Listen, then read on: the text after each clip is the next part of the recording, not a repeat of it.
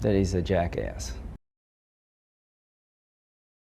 It's not about trusting the president. Yeah, I like the president. I trust him in terms of trying to do things that are big and matter. Here's what I've got. I've got a relationship with the president at a time when I think he needs allies. I'll tell him what. But if people say this is like two-faced, where is the Lindsey Graham of standing up to Donald Trump? What do you say? Well, I'll tell him when I think he's wrong, but let me just tell you about the critics. When I worked with President Obama, and I did on occasion, I was a hero. Now, when I work with President Trump, I'm two-faced. I know how the game's played, and I don't give a damn. I'm going to do what's best for the country. I like the president.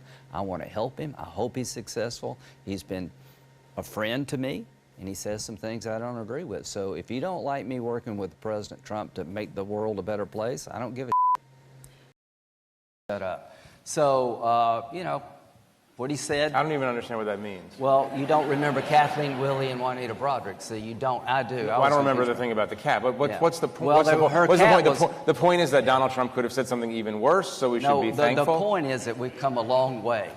We've come a long way since 1990. All right, it's fine. It's fine. No, wait a minute. Whether you like it or not, I really don't care. Here's the point. I have seen what happened to these women in 1998 that came forward. I don't like what the president said last night. I'm the first person to say, I want to hear from Dr. Ford. I thought she was handled respectfully.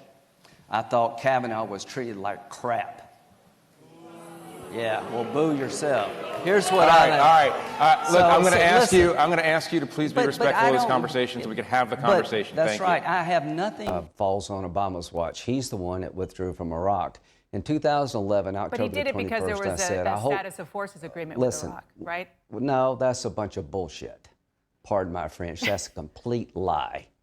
Why? That's a complete, absolute lie. I've been there. Yeah, I was there talking to the Prime Minister of Iraq, and he said, how many soldiers you're talking about? Obama wanted to get to zero. He got to zero. In October the 21st, 2011, I said, I hope the president's right. Now I'm wrong, but I fear this decision will come back to haunt us. ISIS came about as a result of our withdrawal from Iraq. The caliphate was established in Syria because Obama sat on the sidelines and watched the place be dismembered. Why would you negotiate with somebody who calls you a racist if you want a wall, who gives you $1 for a wall, when the Democratic Party supported $25 billion in the past? We're not going to negotiate with people who see the world this way. We'll negotiate with Dick Durbin, but I'm not going to negotiate with somebody who calls the Border Patrol agents a bunch of Nazis when they're trying to defend the border against a mob. These caravans have changed everything. The reason you need $5 billion now and not 1.6 is the border is deteriorating in terms of security. We've got 11,000 unaccompanied minors coming from Central America, and it costs us $750 a day to house these minors, and only God knows what they go through to get here.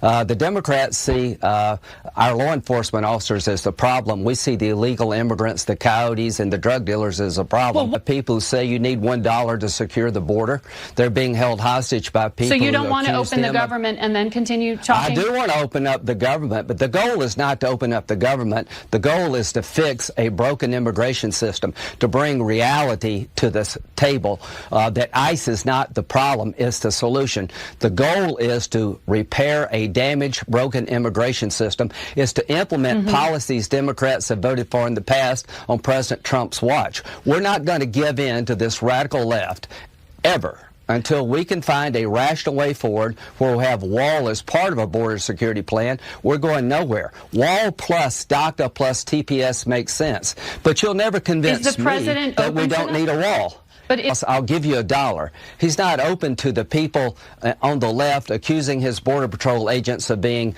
Gestapo agents gassing children. He's not open to the idea that the wall is immoral. As long as people in charge of these negotiations accuse all of us who want a wall of being a racist and see our Border Patrol agents as gassing children. Until you can get that crowd put to the side. How are you doing today, sir? How you doing, Timsy guy? Hey, how you doing? What are your thoughts? Chelsea Handler put out a tweet about you yesterday. Who did? Chelsea Handler. She put a, I don't know if you saw it. It's free country, say what you want to say, I don't care. But she mentioned something referring to you as National Coming Out Day. You know, Do you think her comments are homophobic? Yeah, I don't think much about what she says at all, and she wants to live her life that way. That's up to her. A lot of people struggle with that issue. Do you think she's equating homosexuality with being evil? Because I mean, obviously she hates Republicans. One, she knows zero about me. To the extent that it matters, I'm not gay. Tonight, the Senate defies President Trump, voting overwhelmingly against White House policy on Saudi Arabia.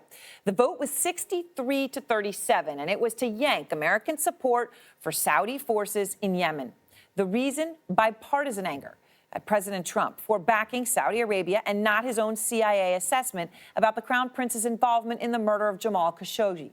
Here's Senator Lindsey Graham, the Republican, on why he joined 14 other senators in flipping their votes on Saudi Arabia against the president.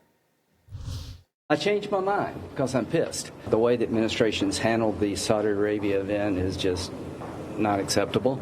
The briefing today did not help me at all better understand the role that MBS played in the killing of Mr. Khashoggi.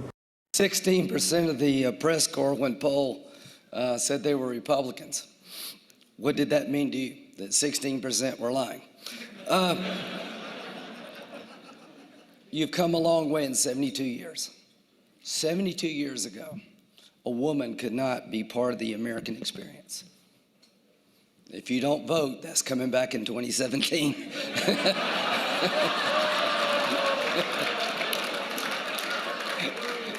If I were you, I would vote. But look how far you've come. The most dishonest person in America is a woman.